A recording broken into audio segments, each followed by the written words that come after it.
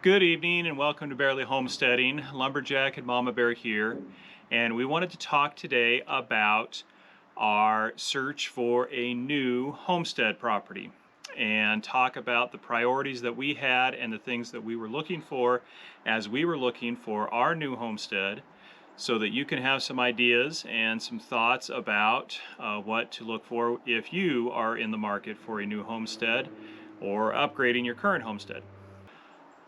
All right, so the very first thing that we were looking for was more land. So another thing that we're looking for in our homestead is land. And back in Colorado, we had 10 acres, which was good for what we were doing there, but we have plans to expand quite a bit more. And so we're looking at new areas for the homestead of at least 30 acres. This particular property is exactly 30 acres. It's got a good mix of timber and open land, flat, and some elevation changes. So it's definitely something that we're going to consider. We'll see what happens with the final decision. So elevation change is another thing to keep in mind when selecting a site for a homestead. This particular property has some very steep elevation changes. And while it's beautiful, it makes it a real challenge for building sites as well as finding spots for gardens and raising animals. So something to keep in mind. So our second priority was internet. Because I am still fully employed and working remotely, we needed to have really good internet so that I could continue with my full-time employment. And so that conflicted a little bit with our desire for a lot of land, so it really narrowed down the locations which we could be searching for a new homestead. It is sometimes difficult to find good internet when you want to be very rural, but it is possible, and there are different options that you can explore different. Yeah, so we looked at several different options. We looked at the satellite internet, which did not, the traditional satellite internet, which was not going to work out for our needs. We also looked into Starlink, which has a lot of benefits over the traditional satellite and can be used, pretty much anywhere that there's service. But again, because of the type of work that I do, it wasn't going to quite work out by itself. We also looked at cellular, internet over cell service, and that actually had a lot of good benefits. And we also looked at places where they had good, just regular land-based internet. So there are counties that are more rural that, in order to draw people in, or because of certain government grants, have been able to lay fiber. And we found these in some parts of eastern Washington and also some parts of Montana that had fiber just kind of out in the middle of almost nowhere. So it is out there if you need it and you know where to look, but it does limit where you can look. That it does. Third was timber. We wanted a property that had a lot of timber on it. So one of our big priorities is that we have plenty of lumber, trees to harvest. We use this for heating the homes and also for building material. And so having a natural source of timber is pretty important for us in selecting a new homestead. And we actually saw some very nice properties where the previous owners had gone in and basically harvested all of the timber, and that pretty much just took it off of our list of consideration because we really needed that timber resource. Yeah, for me, trees, I grew up with a lot of trees on my property, and so I do love having trees, but it also gives me a sense of just a little bit of security and privacy, and just being surrounded by the trees. And so next is, of course, for a homestead, you need a good water source. And so we were looking for properties that had a well that was reliable in its water production, or in an area that had other wells that were well producing. And so got to have water, and we also needed local laws as far as water goes to be such that we could use it for what we planned on doing. Traditionally, a well is limited to a certain amount of water that you can pull from it out here in the western United States because of the drier conditions. And so we needed to make sure that not only was the well producing, a lot of water, but that we could actually use that water for gardens, for animals, and the other things that we have need for it on the homestead, and not just for residential use. And then we also were looking for a property with some sort of structure already existing, either a house, a barn, a shop, something that we could store our belongings in if we had to build, or something that we could move into if we, even if it was small, so again, that we could build another structure or another home or add on to the existing home. But Mama Bear was not excited about having a temporary living situation like we did in Colorado while we were building a home that was not on the property. Well, and I wasn't opposed to building, but I did want some sort of smaller on the property temporary housing, either maybe a mobile home or a small apartment in the shop or the barn or something like that. And we did look at several of those, or several places that had a shop or a barn that we could do a temporary housing in. But renting while trying to build and living off-site was very difficult in Colorado. And while it is doable, it was just not something I was hoping to do this time. I wanted to get a little bit more permanent, a little bit more quickly. Our kids are older, and they needed that permanence and being able to get right into their schools and not move them multiple times as we've had to rent while building. Yeah. So that was, for us, that was one of the considerations. And so another thing that we were looking for was existing infrastructure. Mama Bear and I are not getting any younger. I'm starting to feel my age a little bit. And so we were hoping to find something that had at least some infrastructure for the homesteading already in. Some existing gardens, existing fruit trees maybe, fencing for animals, barn, outbuildings. All of that infrastructure that we had done in Colorado takes a lot of time, takes a lot of effort, and is not easy on this old man. So we were hoping to find some infrastructure for the homestead so that we weren't starting from scratch. In addition, we wanted something that had decent access. All right, so another thing to think about when looking at properties is access. This particular property has pretty good access. It hasn't been plowed recently, so the snow is about up to our knees, but it definitely is decent access if it were to be plowed. Another thing to think about is, again, elevation. This particular property has pretty flat as far as elevation change goes, which is both good and bad.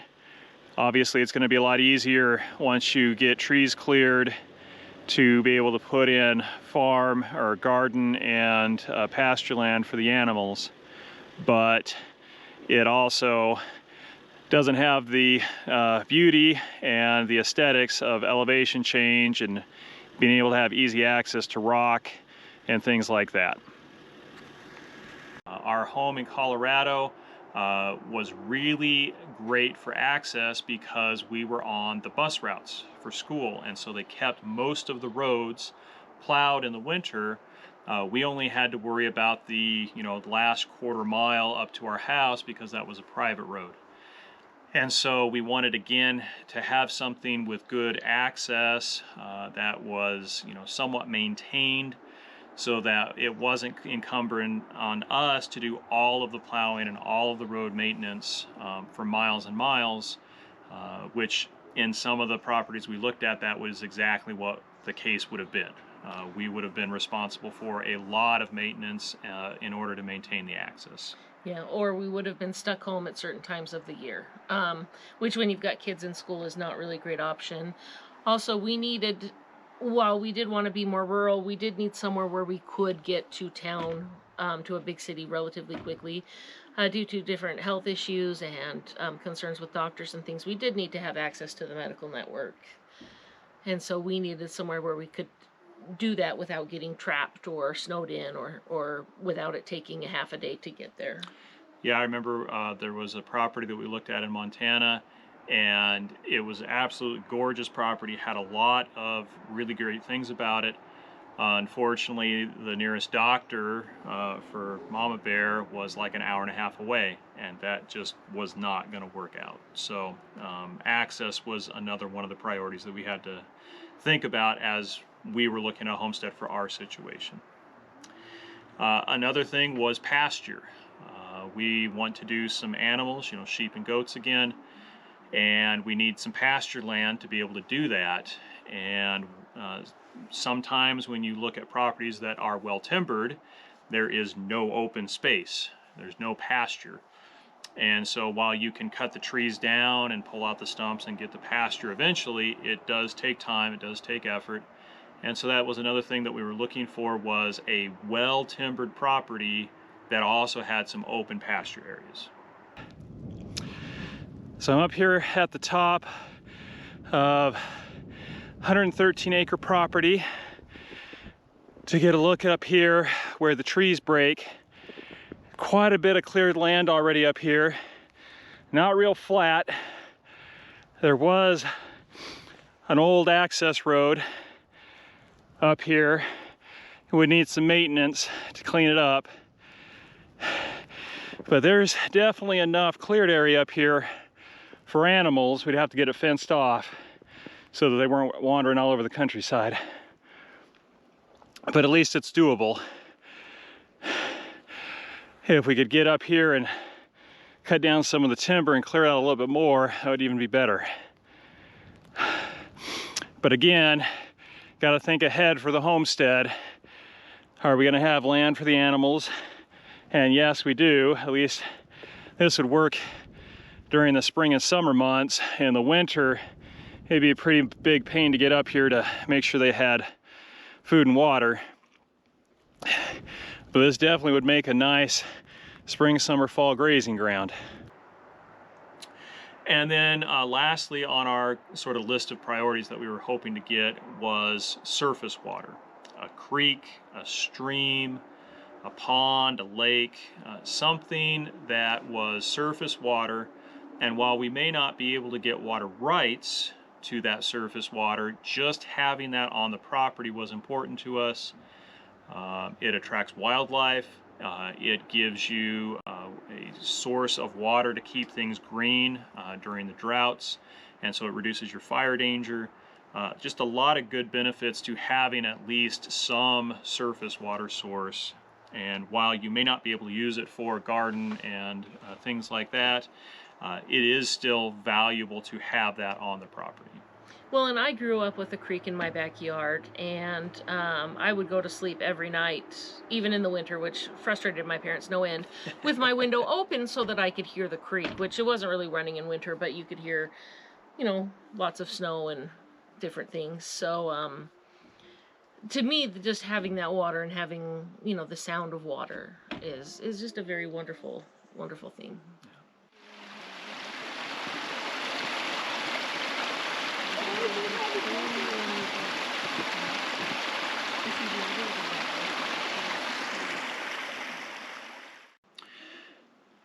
And so some other things to keep in mind as you are searching for a homestead is, one, think about your priorities and what you want to do with your homestead.